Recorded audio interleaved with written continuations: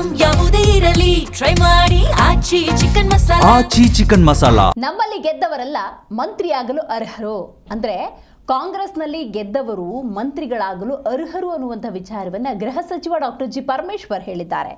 ಆದ್ರೆ ಏನ್ ಮಾಡೋದು, 33 ಸಚಿವ ಸ್ಥಾನ ಅಷ್ಟೇ ಇರುವುದು. ಹೊಸಬ್ರೂ ಬೇಕು, ಹಳಬ್ರೂ ಬೇಕು. ಈಗ ಪುನಾರಚನೆ ಚರ್ಚೆ ನಡೀತಾ ಇದೆ. ಹೀಗಾಗಿ ಪತ್ರ ಬರೆದಿರಬಹುದು ಅಂತ ಬೆಂಗಳೂರಿನಲ್ಲಿ ಗೃಹ ಸಚಿವ ಡಾಕ್ಟರ್ ಜಿ ಪರಮೇಶ್ವರ್ ಹೇಳಿದ್ದಾರೆ. ಶಾಸಕರ ಬೇಡಿಕೆ ತಾವು ಕೂಡ ಸಂಪುಟದಲ್ಲಿ ಸೇರಬೇಕು ಅಂತಕ್ಕಂಥ ಬೇಡಿಕೆಯನ್ನು ಇಟ್ಟಿದ್ದಾರೆ. ತಗೊಳ್ಬಾರ್ದು ಅಂತೇಳಿ ಏನು ಕಾನೂನಿಲ್ಲ. ಆದರೆ ಕನ್ವೆನ್ಷನ್ ಏನಂದರೆ ಒಂದಿಷ್ಟು ಅನುಭವ ಬರಲಿ ಹಾಗೆ ಅಂತೇಳಿ ಅವರು ಮಾಡಿದ್ದಾರೆ ಅಂತ ನಾನು ಅಂದ್ಕೊಳ್ತೇನೆ. ನಾನು 89ರಲ್ಲಿ ಪ್ರಥಮ ಬಾರಿಗೆ ಶಾಸಕನಾದಾಗ ನನಗೆ 93ರಲ್ಲಿ ನನಗೆ ಆ ಪೀರಿಯಡ್ನಲ್ಲೇ ನನಗೆ ಸಚಿವನನ್ನಾಗಿ ಮಾಡಿದರು.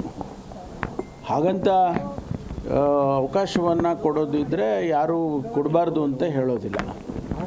ಅದು ಹೈಕಮಾಂಡ್ನವರಿಗೆ ಬಿಟ್ಟಿರ್ತಕ್ಕಂಥದ್ದು ಮತ್ತು ಆಗಿನ ಮುಖ್ಯಮಂತ್ರಿಗಳಿಗೆ ಬಿಟ್ಟಿರ್ತಕ್ಕಂಥದ್ದು.